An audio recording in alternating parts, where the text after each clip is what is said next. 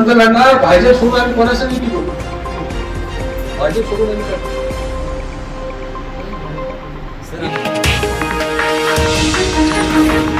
स्वदेशी न्यूज 24 सामान्य जनतेचा आवाज। राष्ट्रवादी काँग्रेस पक्षाचे ज्येष्ठ नेते व माजी आमदार विजय भांबळे यांनी स्पष्ट केले की राष्ट्रवादी काँग्रेसचे माजी नगराध्यक्षांनी भाजपात प्रवेश केला नाही। जे काही व्यक्तींनी पक्षप्रवेश सोहळ्यात दिसले ते आधीपासूनच पडद्यामागून भाजपात होते। स्थानिक पातळीवर आम्ही भाजपासोबत जाणार नाही, माजी आमदार विजय भांबळे यांनी सांगितले। त्यांनी म्हटले की मागील 6 वर्षात जिंतूर नगरपालिकेत तब्बल 50 कोटी रुपये बांधकाम विभागाच्या माध्यमातून खर्च करण्यात आले, परंतु या निधीचा उपयोग नेमका कुठे झाला हे नागरिकांना समजलेले नाही। या संदर्भात पालकमंत्र्यांनी स्वतः पुढे येऊन पारदर्शक उत्तर द्यावे अशी मागणी माजी आमदार विजय भांबळे यांनी केली आहे। भांबळे म्हणाले की शहरातील विकास कामांबाबत मोठमोठ्या घोषणा करण्यात आल्या, मात्र प्रत्यक्षात रस्त्यांची व जलनिस्सारणाची परिस्थिती अत्यंत दयनीय आहे। पालिकेचा निधी कोठे गेला याचा सार्वजनिक हिशोब द्यावा। महावितरण व आरोग्य सेवा ठप्प। जिंतूर शहरात महावितरण विभागाची स्थिती अत्यंत वाईट असल्याचं त्यांनी सांगितलं।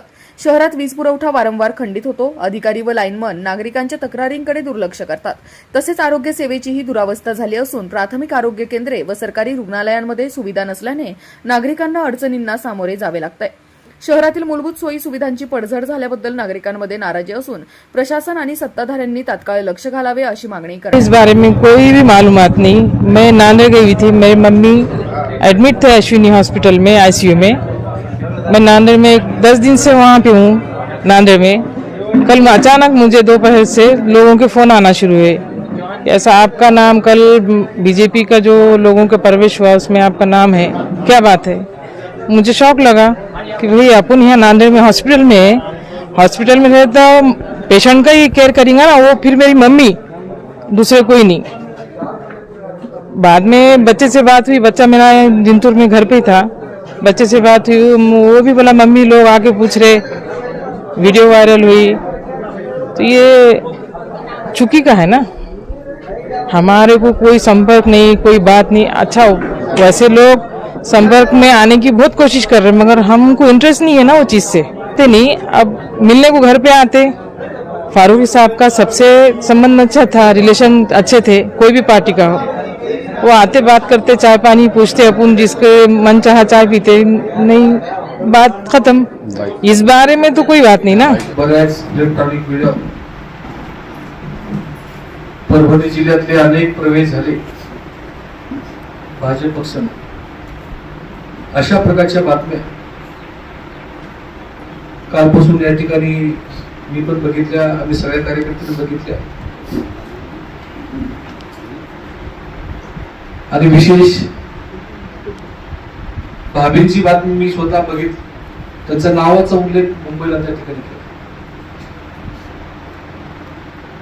आणि मला गावातल्या अनेक कार्यकर्त्यांचे फोन आले की भाभींचं नाव त्या ठिकाणी घेतलं गेलं आणि भाभींना प्रवेश केला। मी कार्यकर्त्यांना उत्तर दिलं की अशा प्रकारची घटना होऊ शकत नाही आणि मी भाभीशी संपर्क केला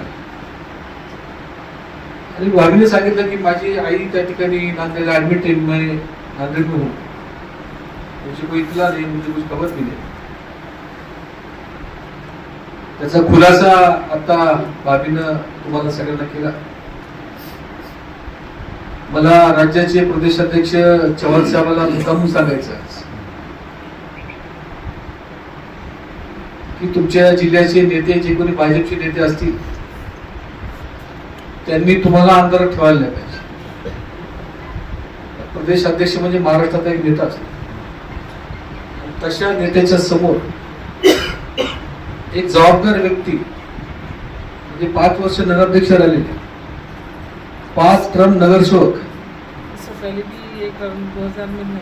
आणि दुसरी टर्म आणि 5 वेळेस नगरसेवक असतात। असा एक जबाबदार व्यक्तीचा प्रवेश त्या ठिकाणी झाला असं दाखवतात। म्हणजे भाजपचे जिल्ह्याचे नेते प्रदेशाध्यक्षाला सुद्धा अंधारात ठेवायचे। म्हणून आजच्या पत्रकार परिषदेच्या माध्यमातून मला प्रदेशाध्यक्ष चव्हाण साहेबांना सांगायचं की प्रवेश करते तर तपासून घेतलं पाहिजे की खरोखर त्या कार्यकर्त्याची इच्छा आहे का नाही, इथं आला का नाही। असे खोटे नाव देऊन बदनाम करण्याचं षडयंत्र भाजपने हे थांबवलं.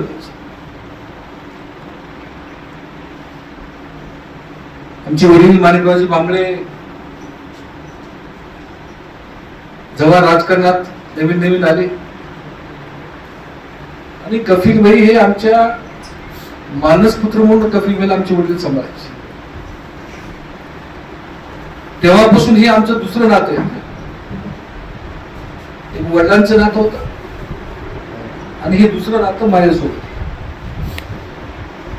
2006 पासून कफील भाई माझ्यासोबत. अनेक संकट आले, अनेक त्यांच्यावरती वेगळे वेगळे त्यांना आमिष दाखवले, पण फारुकी कुटुंबानं भांबळे कुटुंबाची किंवा राष्ट्रवादीची साथ सोडली नाही. जे जे प्रवेश केले हे खरं म्हणतं 2019 माझ्या सोबत राहून मला तेव्हाच त्यांनी धोका दिला होता. तेव्हापासून ते माझ्यासोबत नाही. नंतर ते म्हणले की विजय भांबळेने धोका दिला, आम्हाला अन्याय केला. ठीक आहे, विजय भांबळेने अन्याय केला तर सुरेश भाईचं काय होतं? सुरेश भाईने काय अन्याय केला? मैंने अन्याय किया छोड़ो, सुरेश भाई ने क्या अन्याय किया उनके? आणि हे ऑलरेडी भाजपला मॅनेज झाले होते. आणि मी भाषणात होतो विधानसभेच्या निवडणुकीला. लक्ष्मणराव बुद्धत असतील, बाळासाहेब असतील, किशोर हेसरे तिकडे होते. मी भाषणात उल्लेख करायचो की सुरेश भैया काही लोक तुमच्या सोबत येत, ती भाजपची भीती होईल. मी नेहमी भाषणात सांगायचो. पण अक्षरशः ते घडलं. मागच्या 6 वर्षामध्ये सार्वजनिक बांधकाम विभाग आणि नगरपालिका या 2 डिपार्टमेंट कडून 1000 कोटी रुपयाची काम मंजूर आहे. किती? 1000 कोटी. त्याची आकडेवारी सुद्धा मी तुम्हाला देऊ शकतो. रस्ते, नाली, तुमचं दुरुस्तीची कामं, कंपाऊंड वॉल, प्रोटेक्शन वॉल, अशी विविध वेगळ्या वेगळ्या डिपार्टमेंट माध्यमातून नगरपालिका आणि बँडशी करून 1000 कोटी रुपये खर्च आपल्या मतदारसंघात. 1000 कोटी रुपये कुठे गेले याचा उत्तर मला पालकमंत्री महोदय दिलं. में घटक पक्ष नहीं, यहाँ भाजपा अपना कोई संबंध नहीं. कल भी जाहिर किया मैंने, इंदौर शहर में भाजपा के साथ हम लड़ने वाले नहीं हैं. स्वतंत्र लढणार. भाजप सोडून आम्ही कोणाचा युती करू? भाजप सोडून आम्ही करणार.